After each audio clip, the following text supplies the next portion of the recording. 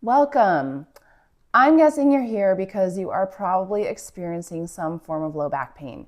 And just know you're not alone. I have been through it myself multiple times, unfortunately. And luckily, I have colleagues and I have also the training to know how I can help that improve pretty quickly, fortunately. But I understand how debilitating it can be. And I really wanted to bring this to you to be able to show you some of the things that you can do at home if you're not able to get into one of your providers right away, like your physical therapist, your chiropractor, your friendly myofascial release specialist. And so at home, if you happen to have any balls like this, these are 4-inch and they're kind of squishy little balls. And if you watched my other video, you saw why I like to use certain different kinds and sizes and shapes and textures of balls for different kinds of releases. And so these are my absolute favorite for myofascial release. So they're, like I said, they're a little squishy. They're not super firm, but you can air them up or deflate them to whatever is perfect for your preference.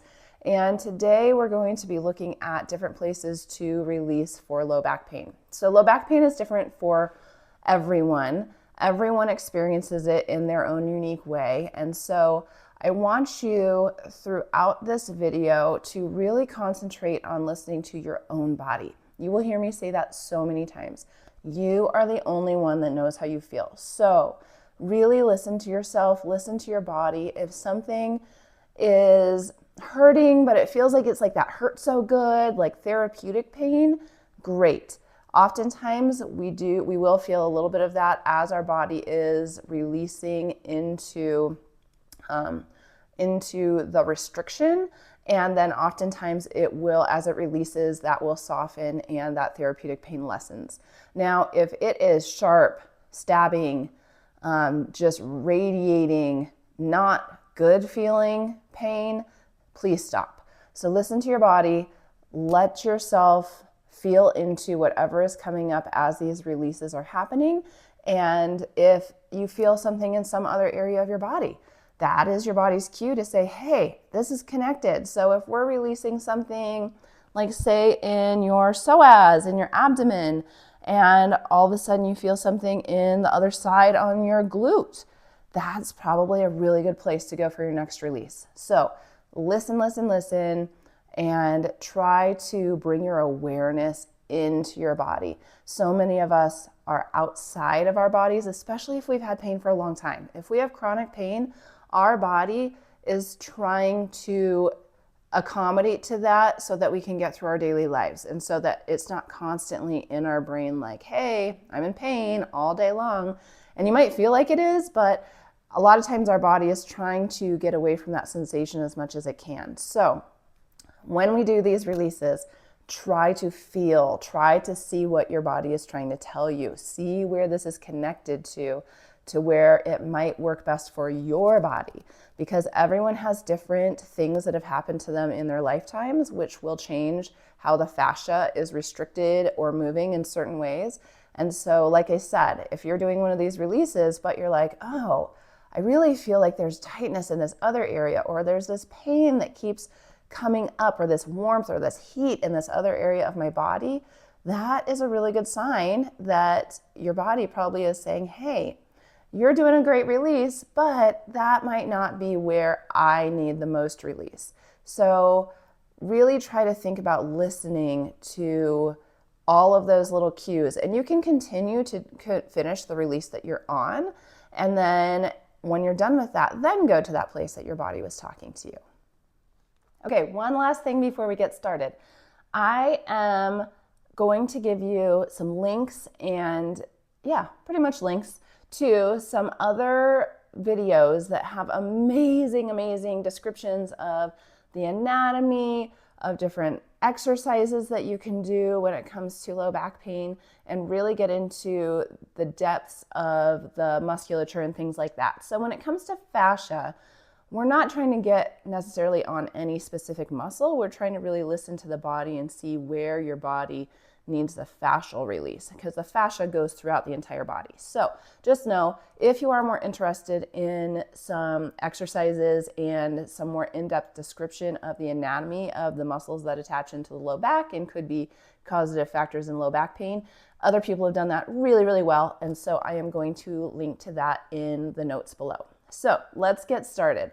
One of the number one places that I feel like many people these days are very tight and restricted is in their psoas area. So that is a specific muscle, but the fascia that surrounds that entire area can get very tight and restricted, and it will really pull on the low back.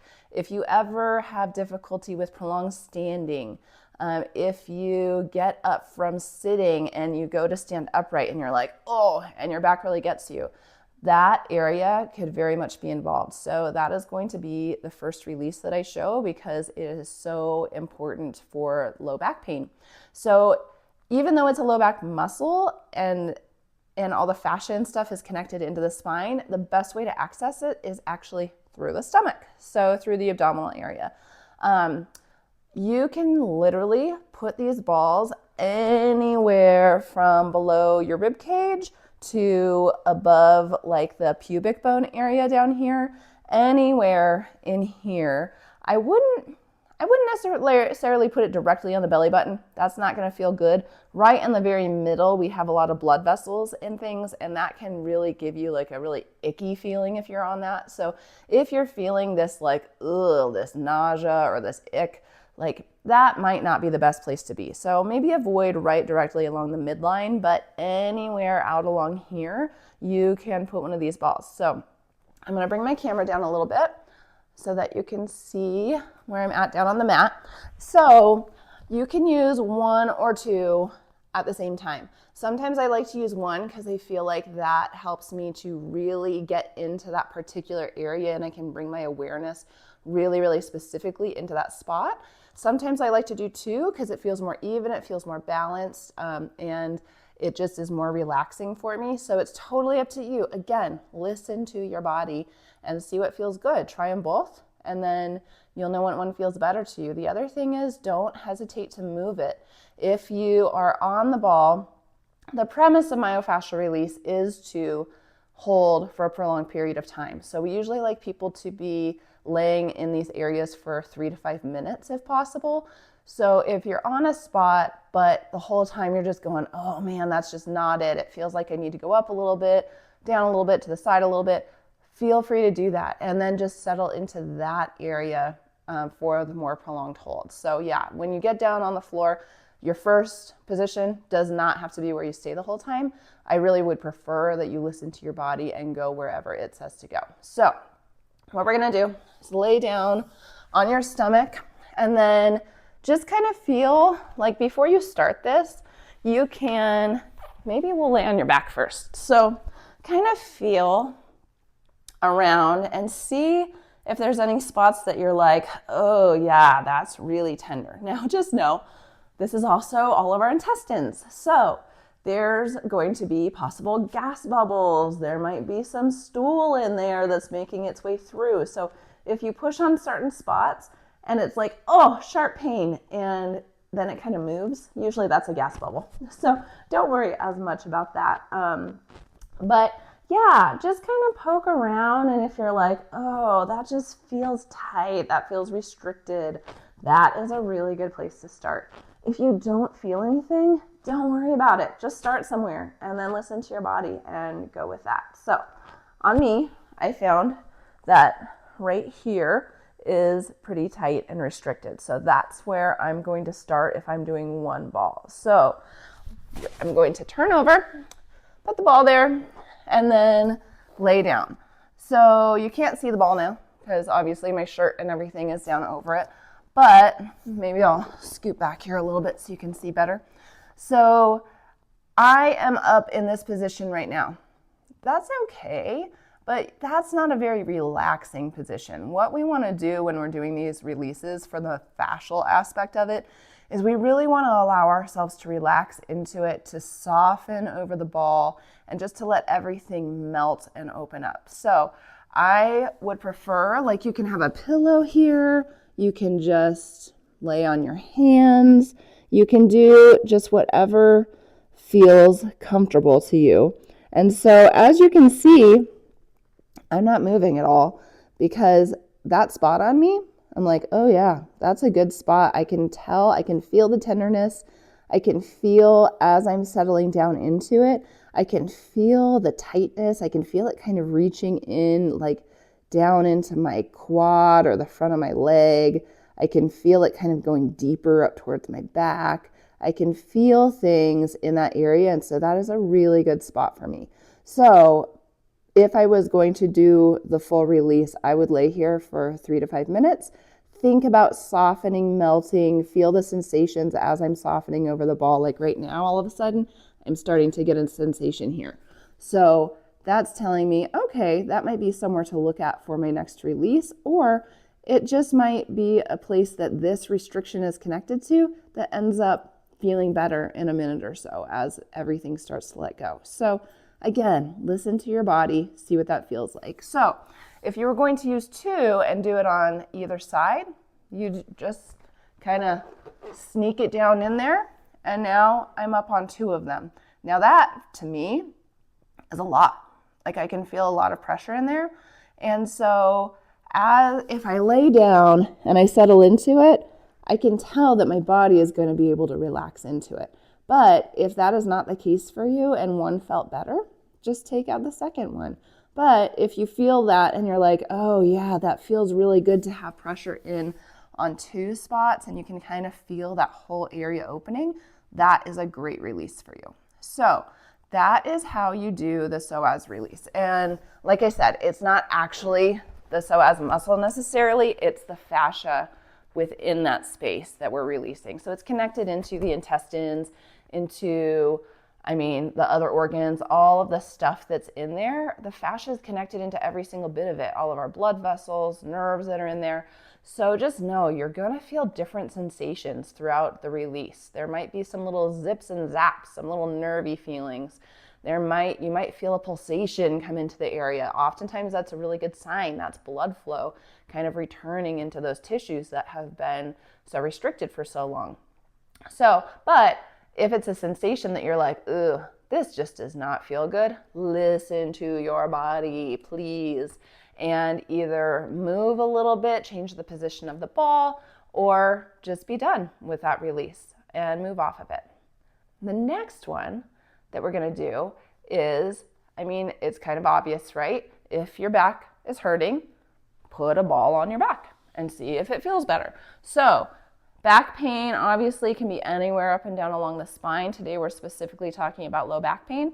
So if you have back pain in this like kind of chunky area right here, that is, if you want to look into the musculature there's the quadratus lumborum, which often directly is related to the psoas that we just released on the stomach. So that sometimes is a really good one to do next. So that's the big one. It's kind of off to the side of your spine. So if my spine is right here in the middle, the quadratus lumborum is over here and it's a little deeper. These muscles right next to my spine, those are called the erector spinae. Those are also good muscles to release. So again, the fascia surrounds all of it. We're not trying to get any specific muscle. We're just trying to get the place that feels like it's restricted in our body. So again, you can do one ball, you can do both balls. So here is just the one ball. Let me roll back here a little bit. So as you can tell, that's arching my back a little bit by laying here on this ball. If it doesn't feel good to you to be in that position, don't do it. That's another one of my mottos. You are the only one that knows how you feel, and if it hurts, don't do it. So if it doesn't feel like that therapeutic pain, get out of this position. So again, you can do the same thing, just lift up a little bit, and you can do one on either side. Knees bent is usually a lot more comfortable, especially because it's already putting a little arch in our back. But if you feel comfortable with it, you could totally let yourself relax into it with your knees straight. Again, that can be very uncomfortable for some people, so make sure that you're in a comfortable position for you. You can also put something underneath your legs. You can put a couple pillows if you happen to have like a yoga bolster, or you could do this up next to a couch and have your legs up on the couch, and that would really, really decrease the stress through your low back. So those are all different ways that you can release. Now, again, you can go up higher. A lot of times our thoracic spine, which is where our rib cage connects into, that gets really, really tight. And if that's super tight, it is putting a lot of stress on our low back. And so our low back has to move a lot more than it wants to. So I would highly suggest working your way up with those balls going more into the mid back. And you can do this all the way up towards your neck. So on either side of your spine, you have one ball on each side, or you could just do one at a time again. But again, just trying to relax as much as you can, letting your body relax into those balls. And so those are two of the main ways that you can start to work if you have low back pain. But again, if your back pain is so severe at this time that it doesn't feel good, I have some other ones that will be in my next video that will show you how to release some areas not directly related to your low back, but they can release a lot of the stress from your low back. So happy releasing. And again, you're the only one that knows how you feel. Listen to your body, and I hope that everything feels better soon. If you want more videos like this, click the like button. You could subscribe to my channel, and I will see you later.